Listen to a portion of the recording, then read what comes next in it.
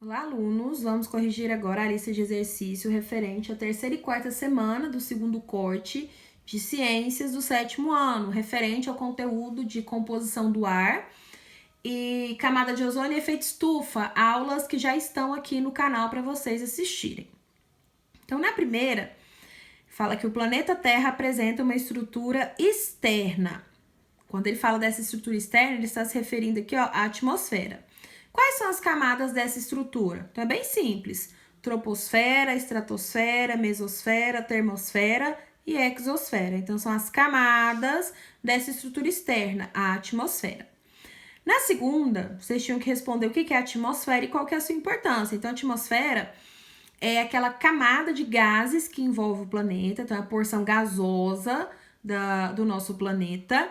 E ela tem como funções essenciais a proteção contra a radiação ultravioleta fornecida pela camada de ozônio, que está aqui na estratosfera, e mantém a vida através do efeito estufa, que é promovido pelos gases de efeito estufa. Eles mantêm a temperatura média do planeta, então não tem variações muito bruscas de temperatura, a gente tem sempre a mesma temperatura. E é a partir da atmosfera que a maioria dos seres vivos retiram gases essenciais para o seu metabolismo. Então, proteção contra raios ultravioletas e manutenção da vida. Na 3, quais são os gases mais importantes presentes na atmosfera terrestre? Então, os mais importantes, quando a gente fala de manutenção da vida, são o oxigênio, que a maioria dos seres vivos utilizam ele para sua respiração, para produzir energia, como falamos em aula. O ozônio, que se acumula em uma camada, fazendo a proteção contra essas radiações ultravioletas, que são muito prejudiciais para a gente. Então, precisa haver esse filtro para que ela chegue aqui com uma intensidade muito menor. E o carbono, que é um importante gás de efeito estufa e mantém a nossa temperatura média. Na 4, vocês tinham que colocar verdadeiro ou falso para essas afirmativas. Então, na A, o gás nitrogênio é o mais abundante em toda a atmosfera, verdadeiro. Então, a maior composição da atmosfera é referente ao gás nitrogênio. B, o gás ozônio corresponde a 0,0007% da atmosfera. É falso. O ozônio não tem essa correspondência aqui. A correspondência dele é um pouco maior. C, a estratosfera está até 80 km da superfície terrestre. É falso também, porque a estratosfera ela está até 50 km da superfície terrestre. O gás argônio é essencial para a existência da vida. Falso. A gente fala de manutenção da vida, nós falamos de oxigênio, de carbono, de ozônio, não de argônio. E um dos gases responsáveis pelo efeito estufa é o dióxido de carbono. Verdadeiro. Na 5, vocês tinham que relacionar a primeira coluna com a segunda, e aí vocês corrijam no seu caderno que ela veio com um errinho, veio com 2 As, e aqui começou do B e foi pro C, então é A, B, C, D, certo? Então, ozônio é o principal protetor contra raios ultravioletas, forma a camada de ozônio.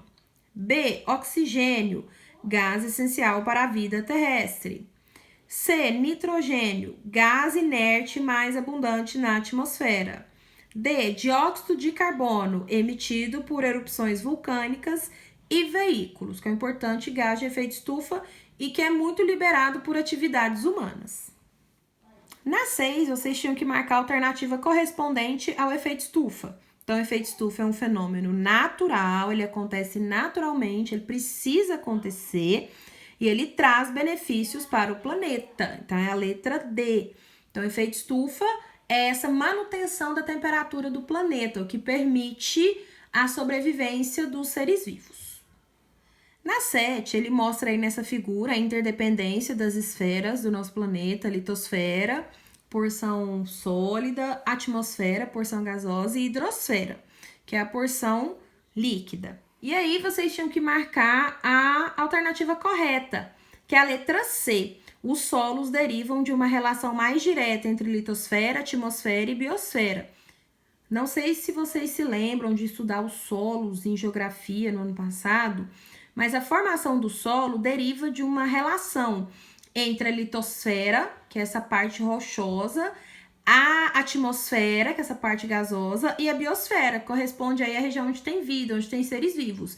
Então, a formação do solo, ela acontece quando essas rochas, elas são desgastadas pela ação do vento, por exemplo, que a gente fala de atmosfera, pela ação de seres vivos também, falando aí de biosfera. Então, a formação dos solos depende dessa interdependência entre eles, depende dessa relação direta entre essas esferas. Por que as outras não estão corretas, né? A hidrosfera não é a crosta sólida, ela é a crosta líquida. A biosfera é a relação entre todas as esferas, não só atmosfera e litosfera. Entra aí também a hidrosfera. E a atmosférica não é composta pelas bacias oceânicas e nem terras emersas. Isso aqui é a hidrosfera. A atmosfera é composta por aquelas camadas, troposfera, termosfera, estratosfera, dentre outras. Na 8, ele fala aí do efeito estufa, né? E na A, ele pede para vocês descreverem como ocorre esse fenômeno, explicando qual é o seu papel na manutenção da vida na Terra. E aí coloquei o lembretezinho aqui para vocês, né? O efeito estufa é a manutenção da temperatura do planeta a partir dessa camada formada pelos gases de efeito estufa. Eles retêm esses raios solares aqui na nossa atmosfera. Então, grande parte desses raios é refletida, volta para o espaço. Mas uma parte delas fica retida aqui pelos gases de efeito estufa presentes na atmosfera e mantém uma temperatura média do planeta. Então, nós não temos uma situação muito quente durante o dia nem muito fria durante a noite. Então, esse é o efeito estufa, ele é um efeito natural e essencial para a vida na Terra. E na B, vocês tinham que citar uma ação humana que intensifica o efeito estufa, quando a gente fala de aquecimento global, e uma proposta para controlar essa intensificação. Então, a queima de combustíveis fósseis, que nós falamos aí em aulas anteriores, libera muitos gases de efeito estufa. E aí, essa temperatura, ela aumenta, porque a retenção de calor é muito maior, e aí nós temos uma situação chamada aquecimento global, que leva a mudanças climáticas. Como que isso poderia ser controlado? A partir da utilização de fontes de energia renováveis. Porque os combustíveis fósseis são fontes de energia não renováveis, porque eles têm aí uma limitação, né? Eles são produzidos com milhões de anos e a gente usa numa velocidade muito maior do que eles são produzidos. Então, em algum momento, eles vão faltar. Além desse lado muito negativo, que é a contribuição para a intensificação do efeito estufa, para aumentar a temperatura do planeta. Então, usar fontes de energia renováveis, como energia eólica, que vem do vento, energia solar, que vem do sol, são muito mais vantajosas, porque elas não vão acabar e elas não têm esse índice de poluição que os combustíveis fósseis apresentam. E aí, na 9 e última, vocês observarem a imagem aí de uma queimada.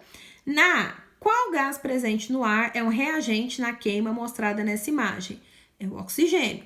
Então, o oxigênio é importantíssimo para reações de combustão, reações de queima. Sem ele, não acontece. E aí, as reações de queima são importantes maneiras de retirar oxigênio da atmosfera, o que para a gente é prejudicial.